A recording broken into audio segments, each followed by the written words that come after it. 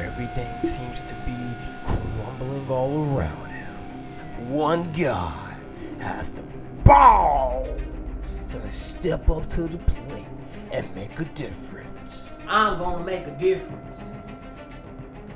Watch as the badass Kenny Bash takes on all comers and takes on new Hey, lovers. Toots, you wanna come holler at this hero? Now, Damn it. coming to a theater near you. Passion Paradise 5. We keep going, baby. I don't know how I keep doing these, man. Is my contract up? No, for real, I'm tired. I'm tired of this. Greetings, movie lovers. I feel like, is this the first movie video I've done on this channel? I believe so. Delivering on that promise I told you all about, talking about other things, besides just basketball, wrestling, movies. We got a music video coming soon as well. Not an actual music video. I mean, unless, the boy can sing, But for real though. What gave me this idea to talk about this video was earlier in the summer, when we was just literally saw a barrage of Blockbuster's movies just coming back after back, literally week after week after week after week after week. And I was like, well, dang, I hope these movies don't end up cannibalizing each other, because obviously, there's I wanted to say some of the movies are made by the same studios or parent company. If I'm mistaken or wrong, I don't know. We'll fix it in post. But it was very interesting to me. And as we saw a lot of these box office sales for some of these movies, some of them went on to be successful. Some of them went on to just do just fine, or some of them bombed in the box office. And then it raised the question, do blockbuster movies matter anymore? So let's talk about this. The month I was referencing was June in particular. I believe June kicked off with Spider-Man, and then I want to say the week afterwards was Transformers, Rise of the Beast, and then I think a week after that, what was it? It was another movie that came on a week after that. Then there was another movie that came on a week after that, and I was like, hold on, god damn, hold on. It's like, shit! This movie, movies galore. I'm a big action movie guy. I grew up, watching action movies with my dad. It was always our thing. We used to watch Predator together, Alien vs. Predator. So I always grew up liking action movies. Transformers being my favorite movie of all time. I know. I like you more home. Anyways, but to see all these movies come out, it was cool. But at the same time, I'm like, I had to sit there and think, do these things even matter anymore? Coming from a time, I'm young and old enough at the same time to remember times when we only got a couple of these blockbusters in the summer. And, obviously post-pandemic, we're starting to see movies being rolled out differently. Obviously, you have the method of being released in theaters and on streaming at the same time. Marvel did a blitzkrieg of films that they released between 2021 and 2022, which a movie coming out, movie or show coming out every month or a month and a half, to the point to where even now, I think they only released under Marvel Studios, at least, not including the Spider-Man movie, I think, one or two movies this year so far? You had Ant-Man Quantumania, and then you had the Guardians of the Galaxy, and then I think that was it. Wow, really? Yeah, see, that's even hard for me to think about it. I think that was just it. Went from training audiences to just be all in, because obviously people will credit, superhero movies for saving theaters, because in this age of streaming, people feel more comfortable just be like, I ain't gotta go to the theater, I just pay for the streaming here and just watch it here. But you have those movies that command you and me as the audience and the viewer to go see these things in theaters. Obviously, some movies Top Gun last year, that was a movie that did tremendously well in the box office and was required to see in theaters. So much so, that movie was out in theater for months. I didn't even get to see it until they re-released it in theaters. And I saw it then, and I was like, wow, okay, I see why this movie was meant for theaters. And there's movies like that the experience of watching it in a theater enhances the film itself, and that's why theaters won't go away, because you always gonna have film like that that makes somebody wants to stay in the theater.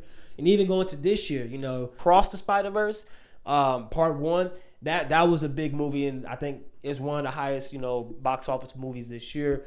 Along with, Mario being number one. That was also a movie that was required a lot of people to go out in theaters, and I think it's now on Peacock, and Barbie. We'll go into that as well. That leads into what was another exciting event that took place on July 21st of this year, was the Barbenheimer experiment.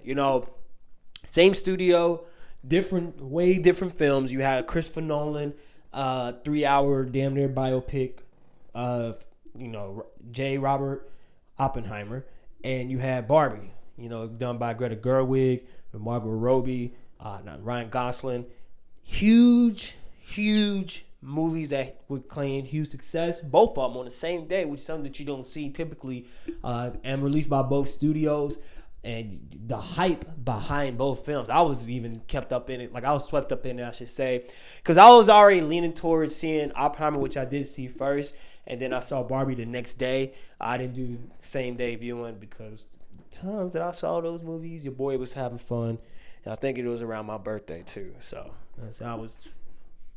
that experience as a whole captivated everybody to want to go see a movie, from the memes itself, from everybody dressing up like Barbie to go see a Barbie. And Oppenheimer also got a good rub off of this too. Granted, it didn't become one of the highest films of this year, like Barbie is at number 2, but it still overexceeded their budget and made a sizable profit off the movie for being a 3-hour biopic movie on the guy that invented a nuclear bomb. For being such a success that it has been, it's shocking to a lot of people. And it brings us to the question: do these action-packed, let's go back to what it's all about. Do these action-packed blockbuster movies matter anymore to gravitate and pull audiences in? And if you have, like I say, a biopic like Oppenheimer that did well, and how can you describe Barbie? Barbie is one of those big IPs, because obviously Barbie is a big name, Mattel, the doll and all of that. But it's the comedy. It was very funny. It's a comedy movie that people would say it's about feminism, but it talks about and addresses issues in both feminism and masculinity, and both. I feel like both sides of the coin got, it was talked about and discussed and critiqued in ways in that film, and I think that was very interesting. I liked about it, but I guess, like, to describe it, this is a fun comedy. It's a fun comedy for everybody to enjoy, whether you enjoy it from the intellectual level or just for the colors. It's also a very visually appealing film, and it did very well. But what makes those films that were so successful, as opposed to a Flash, as opposed to a Transformers, as opposed to I think Fast and Furious did okay, if I remember.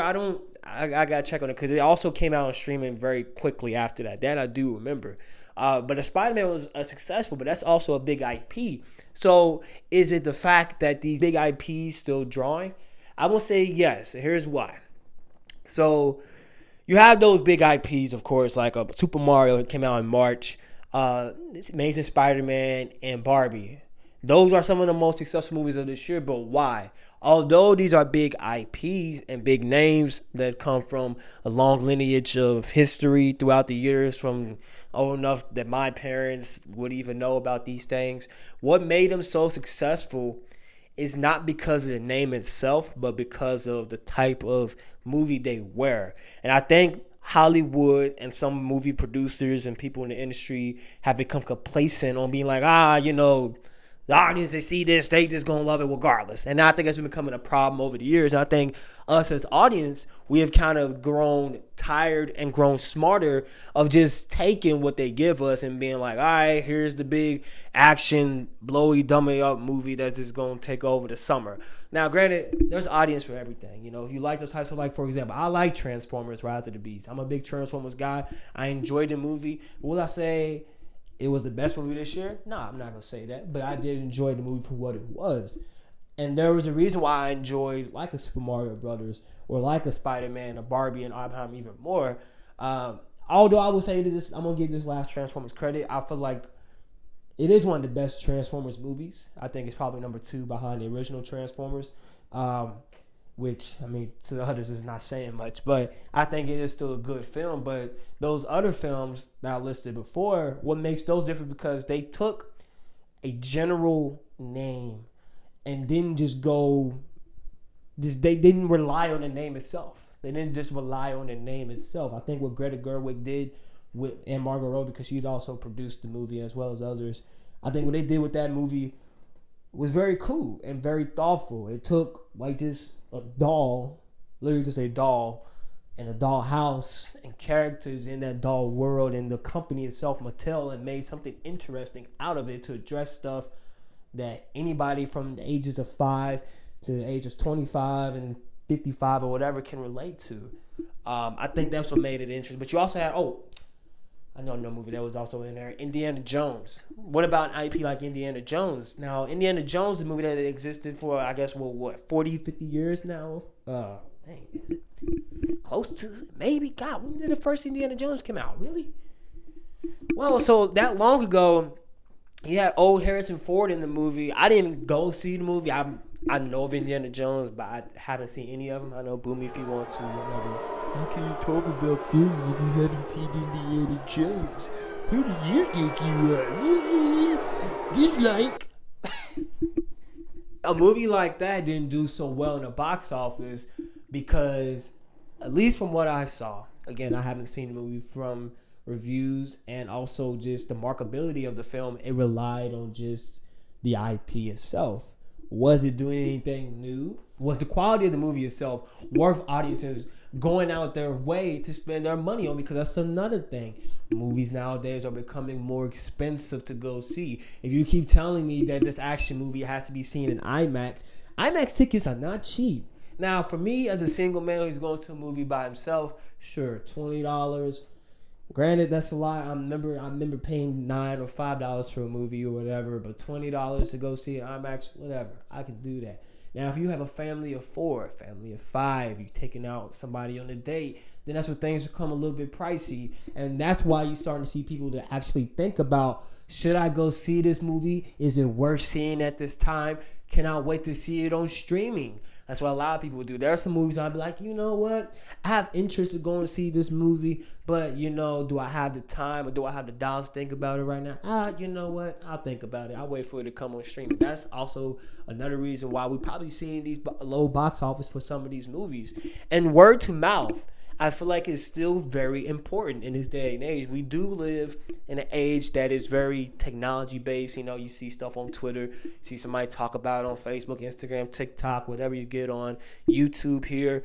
You hear people talk about certain films and they help gauge like, should I go see this movie? Like, I can talk about with my friends and they like, yeah, Barbie was a good movie. Yeah, you should go see it. Oppenheimer is a good movie. I liked it. I'm going to see it again. That word of mouth still holds value in today's age, which is also still good to see that, like, having that value, because that's why Barbie and Oppenheimer were so successful, because of that word of mouth, because of just that cultural zeitgeist that everybody, or that cultural just movement, I should say, that everybody's wanting to be a part of. That makes that viewing experience way more fun. And also, too, going to the quality of these films, if there are these big box office or big action-packed movies, we're starting to see less quality in them, not only in just the writing itself, but even the action, even what the CGI is supposed to look like. There's been instances that we're seeing of like CGI or VFX artists complain about being overworked at Marvel and even at Sony. Those came out about that. I seen an article that came out about the VFX artists that worked on Across the Spider-Verse and how they was literally working like tireless hours to make a product like that. Now, that movie is an anomaly because that incorporates so many different types of art styles, so I can only imagine what they went through to get that, and I appreciate those artists. And if any of them ever sees it, I appreciate those artists for putting out that work, for putting out such an eloquent film. But and even just regular action movies like The Flash, for example, there's the CGI for such a movie that demanded so much money for it to be made. It makes you wonder, where is the money going? Because if that movie commands so much money just to be made, Why are we seeing terrible, CGI when it comes to like to the Chrono Bows or like just certain it's the CGI just doesn't make any sense when it comes to those instances. Like, where is the money being spent?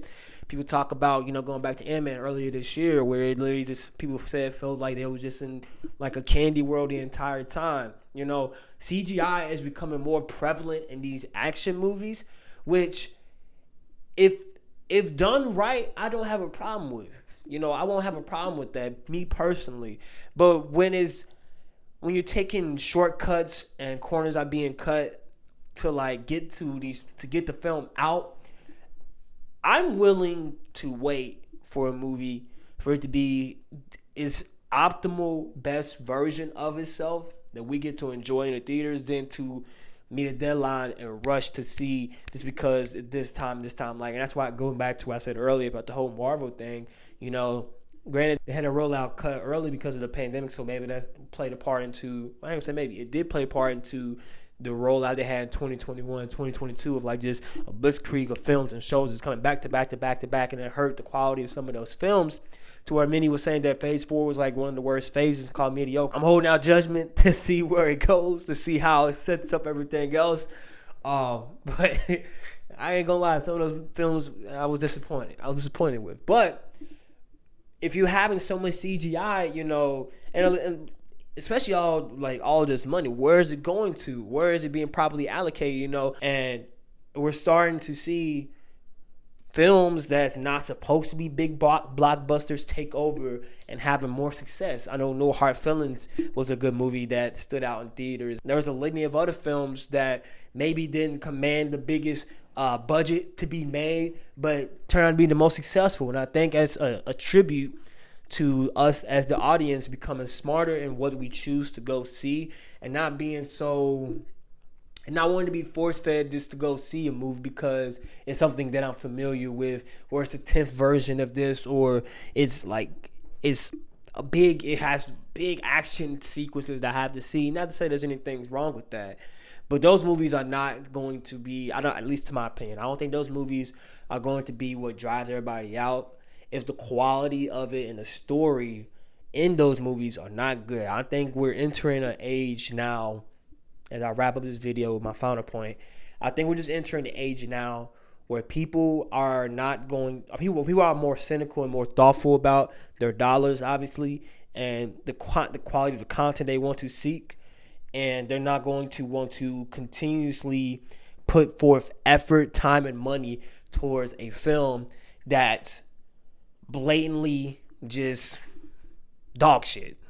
This dog shit wrapped up in fucking enormous amounts of money just to make you feel good or think that like, you gonna like this action sequence, and it turns out to be shit. I don't think fans want that anymore. I think audiences want something that's actually good and sustainable and worth their money. I don't think the typical blockbuster dummy shoot 'em up is gonna be the biggest thing in box office anymore. Not to say there won't be an audience for those, but I think that time of those type of movies, and I'm not talking about superhero. I'm just talking about just any movie that's put out there that's just blatantly just a money grab from production companies to just put out to the audience and think they're just gonna eat it up just because they think we're stupid. I think that era is done. I think people are going to be smarter about the movies that they want to see and how they're going about seeing them. So let me know what you guys think. Am I hitting it on the head with this one? Am I wrong? Did you all like my little action movie trailer at the beginning of this? Let me know down in the comments. Share it with your friends, family, your girlfriend. Kenny P out.